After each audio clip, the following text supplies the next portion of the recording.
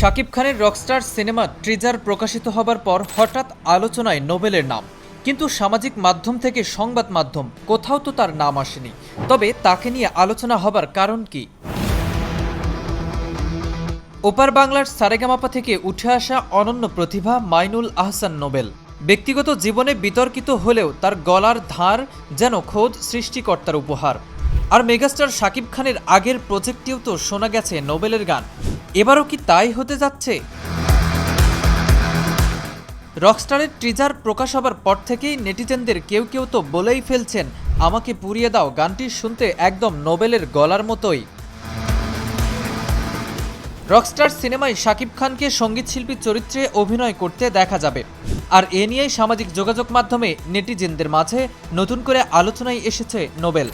অনেকেই বলছেন, ব্যক্তি নোবেলকে মানুষ অপছন্দ করলেও সঙ্গীতশিল্পী নোবেলকে ঠিকই পছন্দ করে মানুষ। আর সেজন্যই হয়তো রকস্টার সিনেমার গানগুলোতে তার গলা মিস করবে নেটিজেনরা। তবে এর কারণ হিসেবে বলা যায়, নোবেল যেভাবে স্টেজ পারফরমেন্সে দুই বাংলার মানুষের মন জয় করেছিলেন, সেটি যদি ব্যক্তি নোবেল ধরে রাখতে পারতেন তাহলে হয়তো এই সিনেমাতে নোবেলের বিকল্প থাকতো না।